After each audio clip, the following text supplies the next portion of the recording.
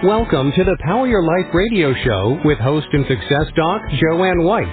Author, speaker, certified coach, and energy master, Doc White gets to the heart of what matters most. She features guests and experts to help you consciously create more success, health, and wellness in every area of your life, work, and relationships. They'll share their success stories, wisdom, and know-how to help you shine more light onto your day and into your life. Power your life right now. Here's Joanne White.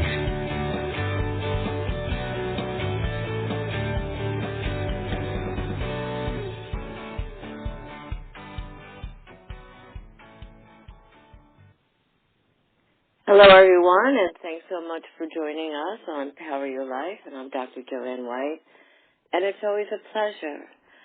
Many of us go through challenges and really need to figure out how to reset our lives and ourselves. And it's really important to figure out what we need to do to heal ourselves, to heal trauma. And I have a wonderful guest today, Denise Lamoureux. And she has been an entrepreneur for over 26 years.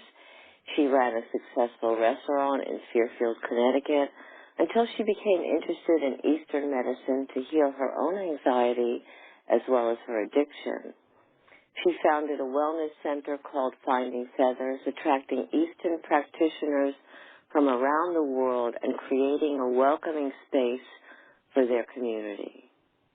Denise also began studying Western brain science and trauma from leading practitioners all over the world, Dr. Joe Dispenza, Dr. Peter Levine, and more. Her education and knowledge in both Western and Eastern medicine created the Colette Technique for core trauma healing. The Colette Technique is an innovative approach that helps people find freedom from long-term ailments, including anxiety, addiction, physical illness, and mental health issues. By overriding the conscious challenges, Denise helps people transform their lives and reach their potential. Hello, Denise. I just introduced you. How are you? I'm wonderful. Thank you so much. So, you've had an incredible journey. Tell our listeners how you began your journey, and I also told them a little bit about the Colette Technique, so we'll go into that later on. But tell us why you even began that and what happened early on.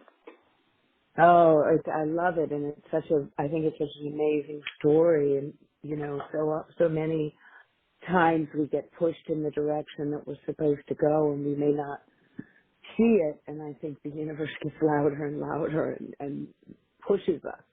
So, I'm a trauma healer, as you said, but I owned a restaurant for 26 years here in Fairfield, Connecticut, and that's what I did for a living. And I bought it when I was 29 years old in 1989, and I had two boys. I divorced when they were really, really little, so it was me and my boys in my restaurant. And after a couple of years, I began to start to really do well. I started to make a lot of money, and on the outside, everything looked good. I had a Mercedes. I bought myself this house in Westport. We had the ski condo at Okemo. But inside, I was a mess. I suffered with anxiety, panic attacks. I never felt good enough. I kept waiting for the other shoe to drop, the world to fall apart, and something horrible to happen to my kids. And I didn't know why. And we didn't know why back then. We didn't talk about trauma, and we didn't talk about our childhood. I come very much from a buck-up generation, and I think a lot of that even happens today, even though there's so much more openness and talk about trauma and addictions and our childhoods.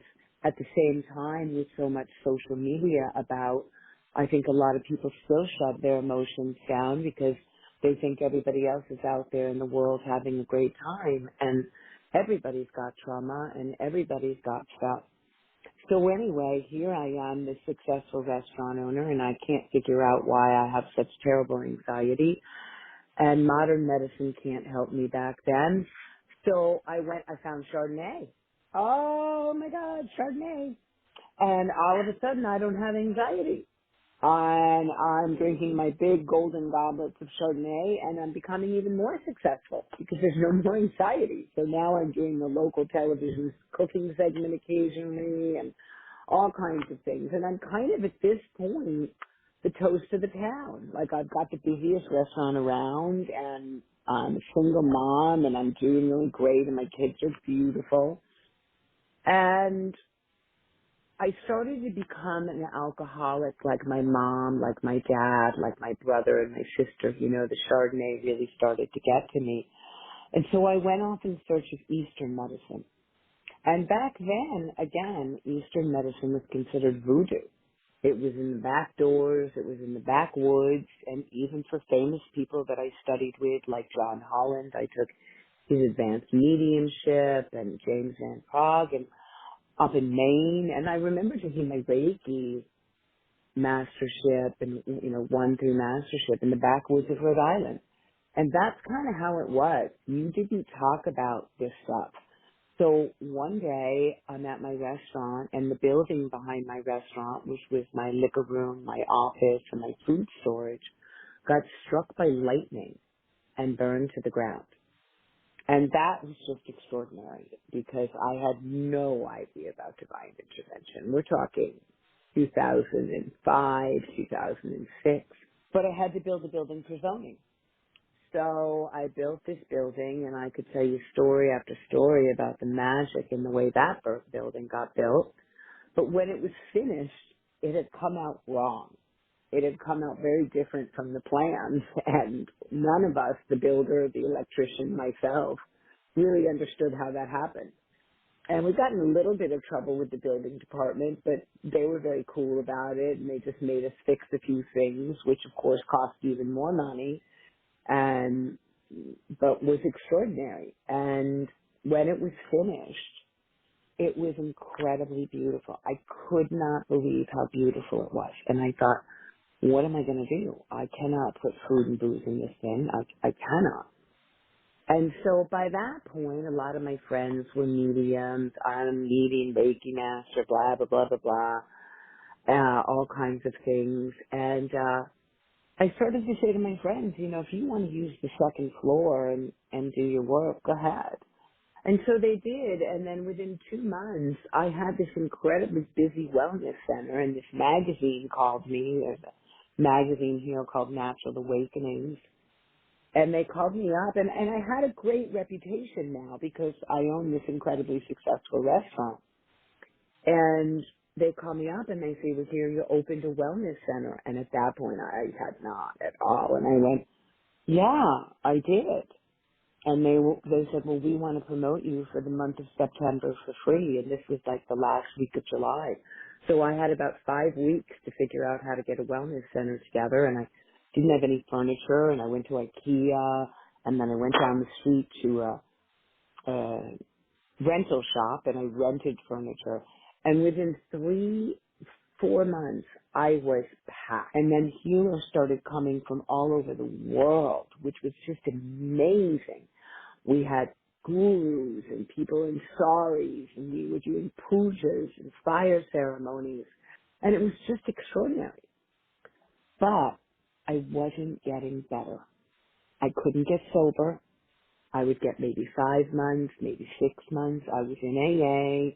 I'm still in AA to this day. I believe there's many ways to get sober, but nobody at this point had ever talked to me about my trauma. Nobody had ever talked to me about childhood. Nobody. And so I really am struggling, and I figure, okay, let's sell the restaurant. It's about 26 years in, because I'm not going to be able to stay sober owning a bar.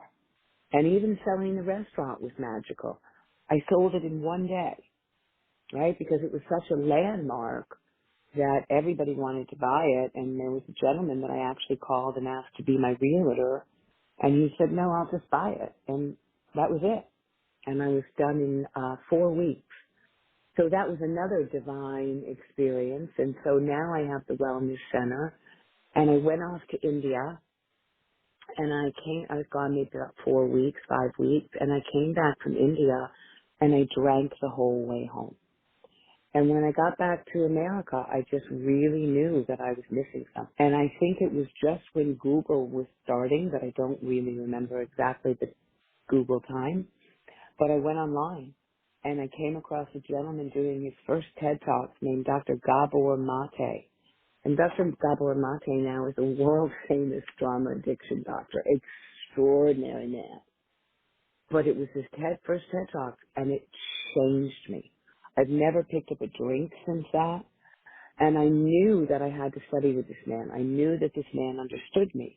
And at the time, he wasn't doing classes, but he was traveling around the country doing talks and at every recovery center and trauma conference. So I sold the wellness center and the property that was on, and for 2 years, that was all I did.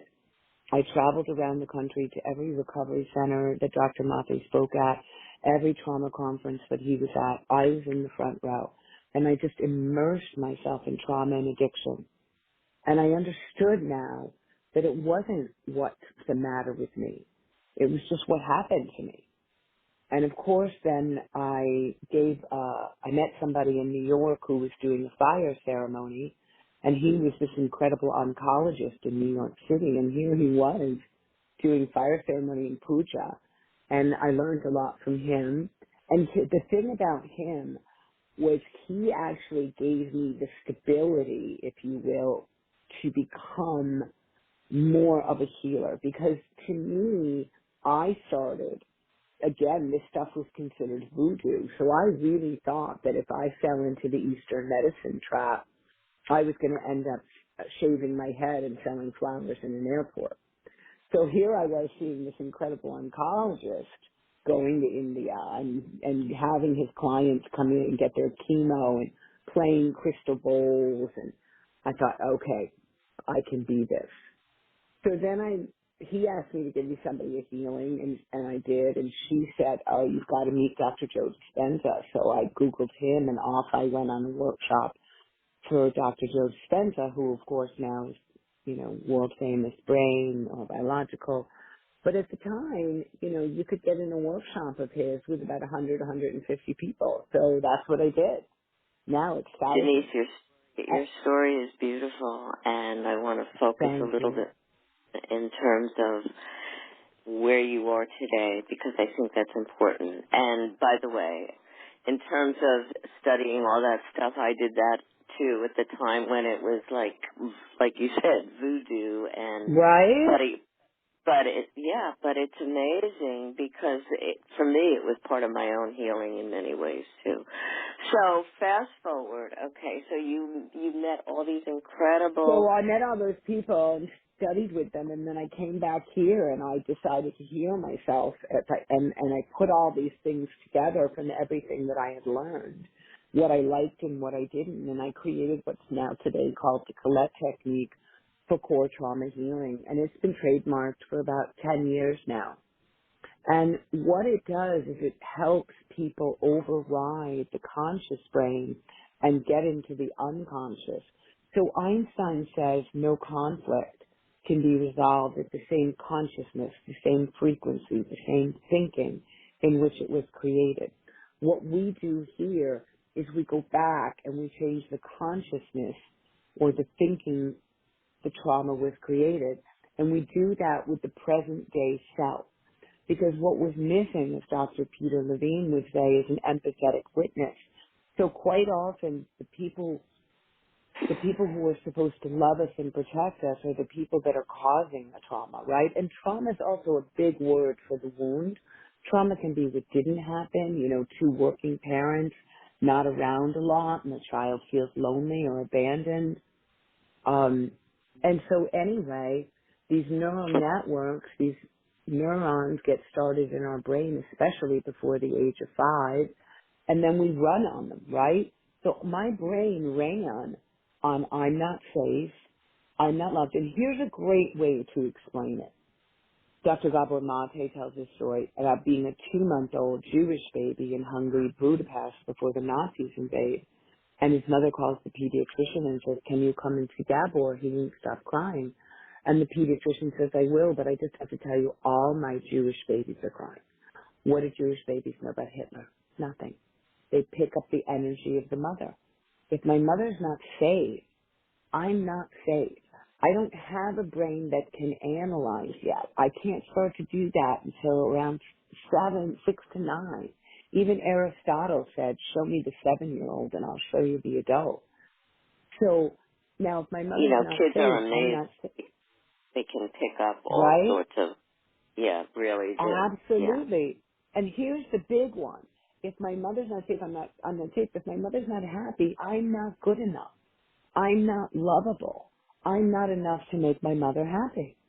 And how many of us have got that, right? And how many mothers, just having had a baby or having had their second baby or their third baby, they're exhausted, they maybe have some depression.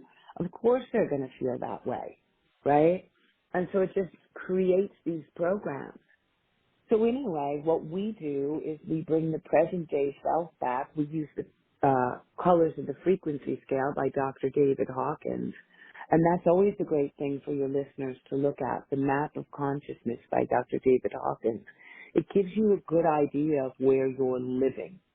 I lived in fear and anxiety and addiction and shame. I lived there. Now I really try to live in love and joy. Does it mean I don't pop down there? Of course I do. We're all human beings. But it's not my resting vibration anymore. And so anyway, why this work is so extraordinary is because it's super fast. It changes everything in one session. You know, I absolutely have clients to come for more than one, but the first session can be so life-changing. You did a session with me. And it helps override the brain. So we bring the colors of the frequency scale down, and then we look for where is trauma sitting in the body.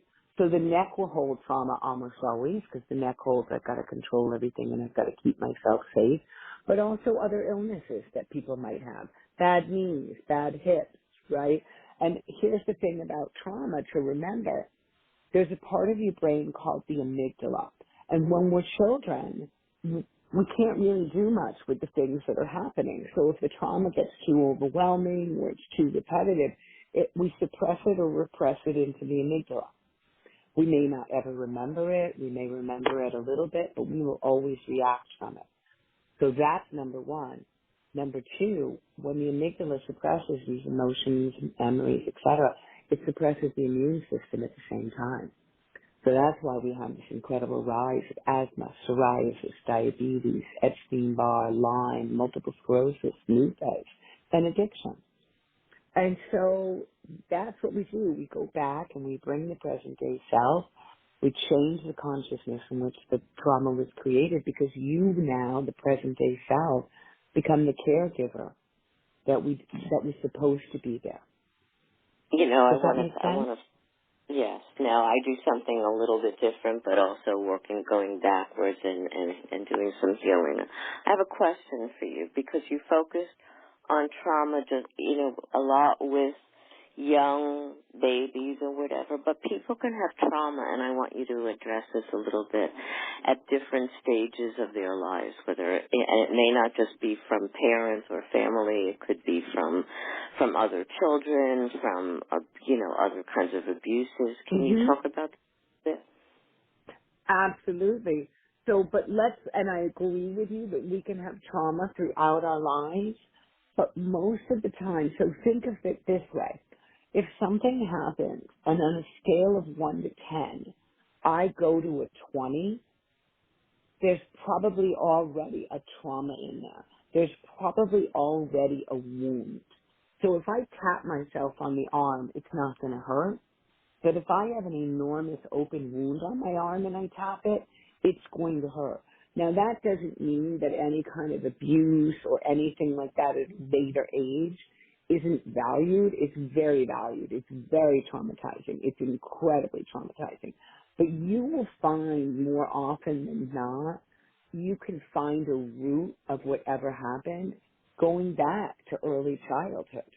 It's really extraordinary. Now it may not be the same experience, but the root might be I'm not safe.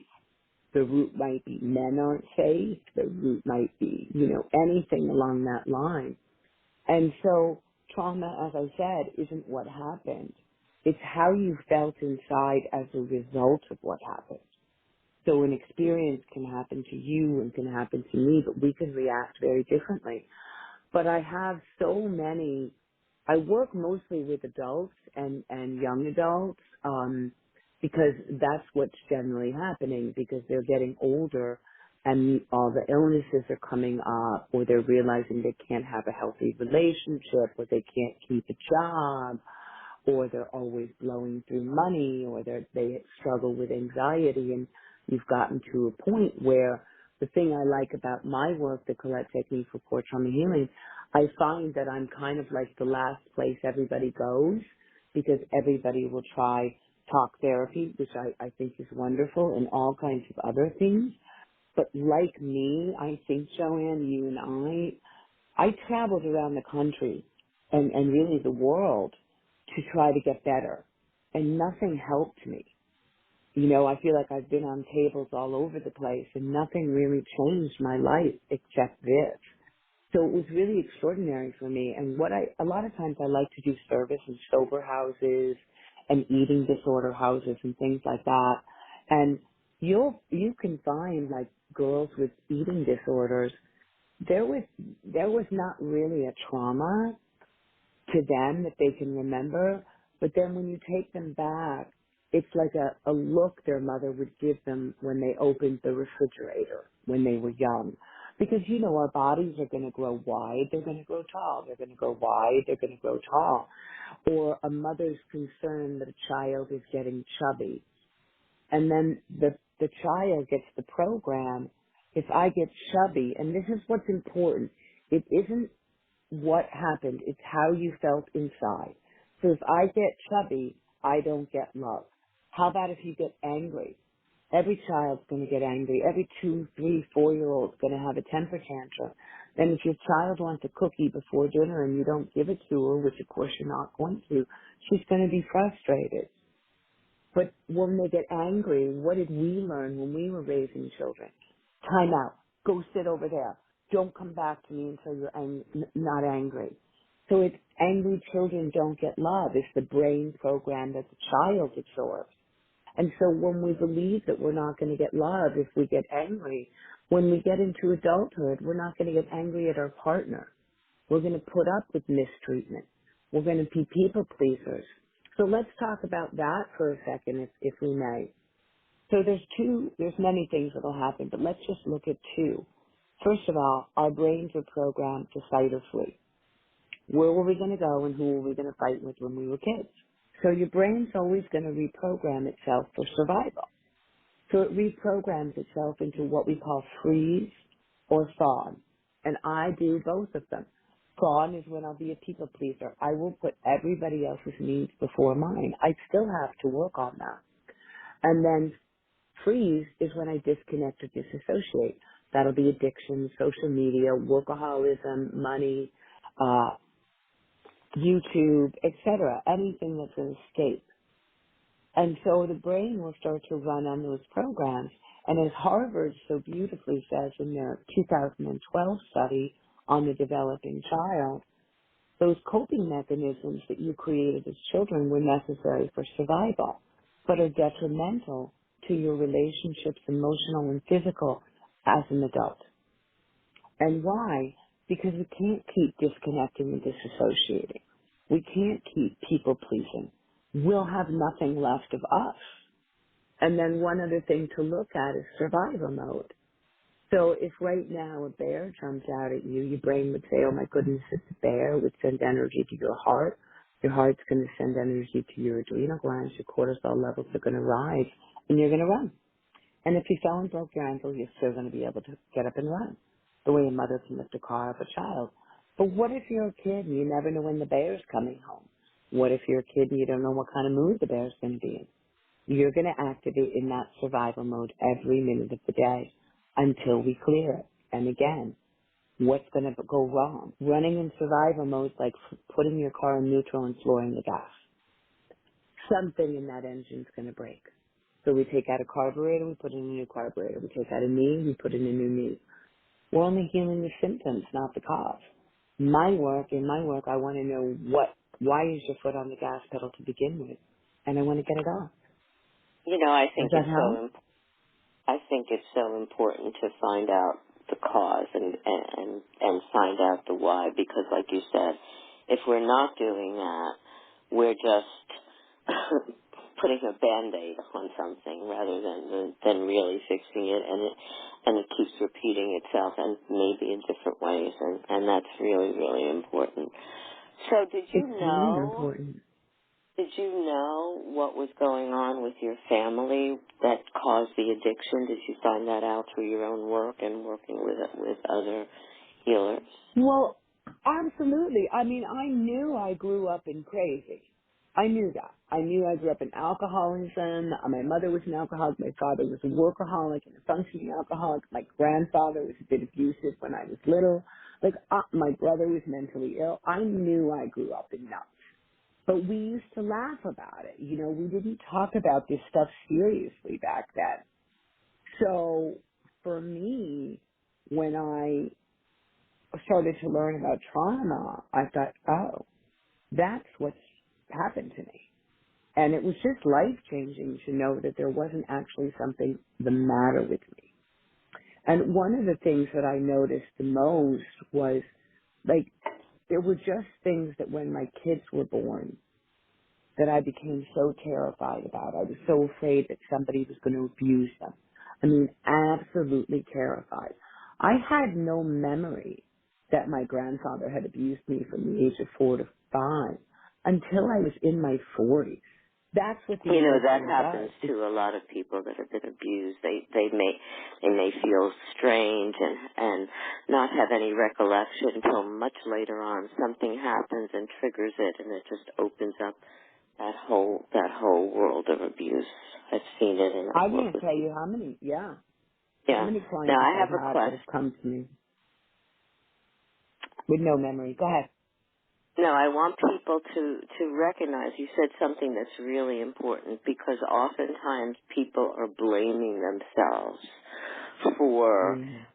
their own trauma, for what's going on, and it's my fault, I did something. And it's so important what you said, Denise, is that it's not, you have to recognize that it's something that happened to you, that that's something that caused it, rather than there's something totally wrong with me, because that's so important, and that, to me, is really a very pivotal part of healing. I think absolutely. And I used to have so much shame and think I was such a terrible human being, and I was such a good soul, you know what I mean? Like, fed the homeless and blah, blah, blah, blah, blah, but I just used to think so poorly of me. And the thing that happens is it isn't just behavior. Those imprints in your brain, they become neural networks in your brain. So your brain's running on that, right? We have to change that. And I Does that totally make agree, sense? and I think talking Yeah. is great, but it doesn't do enough. You and I know that. You have to And bring, Dr. Mate that says the essence of trauma is disconnect and disassociate. So the only way to heal the trauma is to reconnect and reassociate, which you got to do with the present day self. Because one thing that's important for your listeners to know too is when we keep doing the behavior. So if people were abusive to me, if people were mean to me, if people were not nice to me, I'm mean to me, I'm abusive to me, right? I abandoned me. And so we just repeat it as we go through life. So it's so important to heal it. it's really true. And I did that when I was younger because of other people's viewpoints of me. And what happens, like you Yeah. said, is we incorporate it. So we're believing that about ourselves and telling ourselves that and behaving and acting in that way. And that, that's so damaging. But we can It heal it. really And is. that's the thing. And that's so important. So tell our listeners a little bit about how they can get a hold of you. Sure. My website is denisecolette.com. So it's DeniseColette.com. So you can go right on there. And one thing that's good about going on there is there's a video page, and the videos are all free. There's 9 videos on trauma. There's 9 videos on addiction, and there's 9 videos on relationships. So it's good for you to kind of get on there, take a look, and see what you connect with. Like, oh gosh, that's me. So that's always helpful for people. And then you can always follow me, of course, on Instagram, which is at Denise Colette, again, DeniseColette Lamoureux, Lamoureux.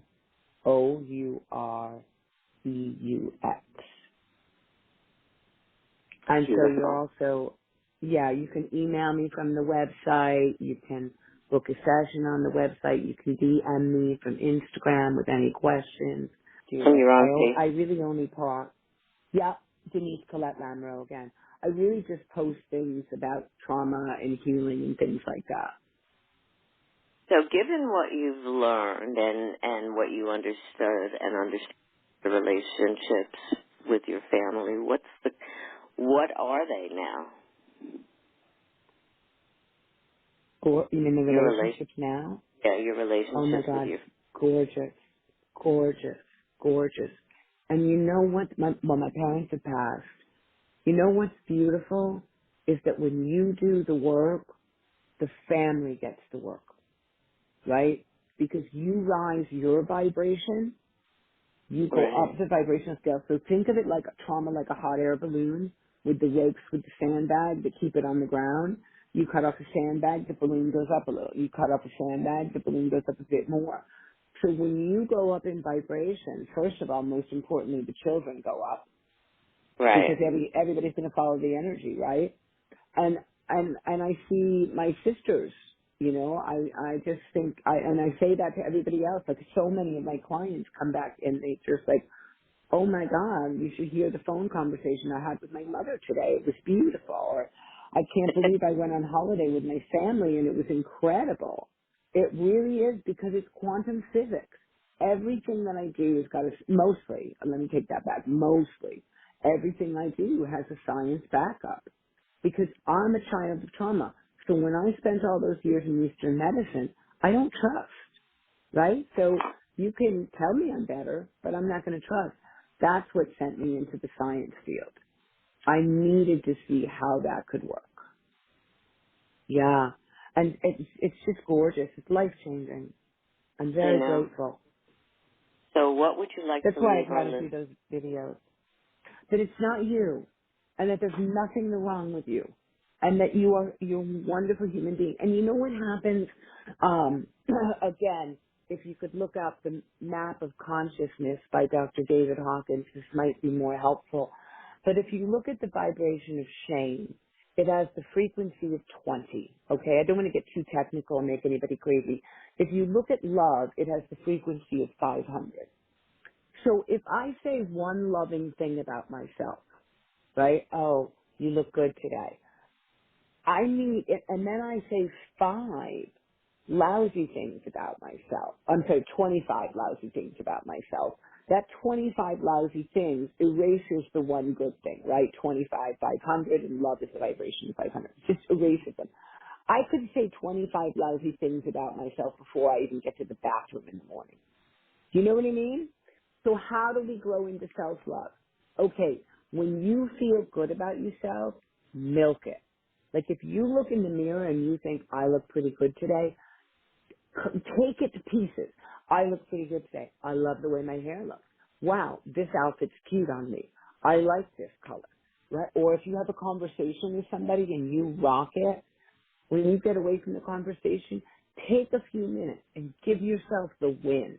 And really embed that win, because it's a higher vibration and it'll help erase or weigh out all the lousy ones we say about ourselves in the day.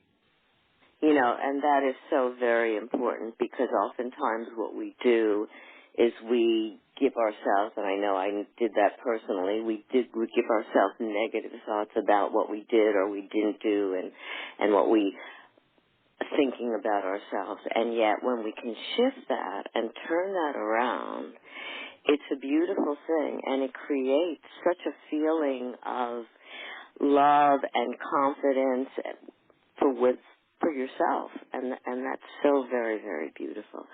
Denise, and then when that happens, and it brings things in, right? That's what brings in the money. That's what brings in the relationship. That's what brings in the opportunities, because you're in a higher vibration. Beautiful. Thank you so much for being you and for all that you do, Denise, and have a beautiful and blessed day. Thank you so much. It was a pleasure, Joanne. It's my pleasure. Take care. Hugs. Bye-bye. So think about what Denise said, because, again, you have to be able to shift things from a deeper level, from not just talking about things. You have to really work with the subconscious and the unconscious mind, as she does. I do that too in a different way. But it's so very, very important. And remember what Denise said too. You've got to find ways to love yourself. That's so very important. And we talked about is oftentimes we don't. But even the little things, something that you did, as Denise said, just really build upon that. Just really allow yourself to experience that and repeat it in different ways, so that what you're doing is you're giving yourself such beautiful, positive feedback that you deserve. And that's important. That's something that you deserve. Take today, no matter what you're doing, give yourself some compliments.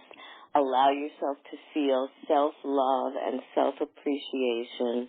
And remember, you are important, and you have the power within yourself to heal, to grow, to prosper, to love, and to be successful.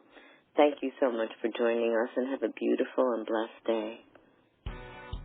You've been listening to the Power Your Life radio show with host and author Dr. Joanne White.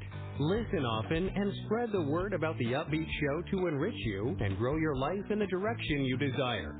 Listen again and again, and visit docwhite.org for more information and find out how Dr. Joanne can benefit you. Thank you for sharing your day with us, and stay tuned for more exciting guests and events to come.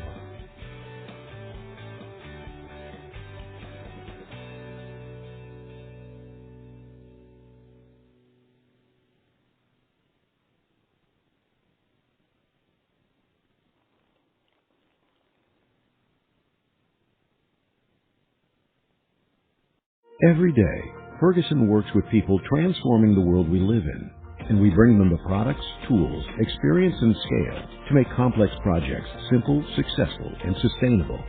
Ferguson. Together, we build better.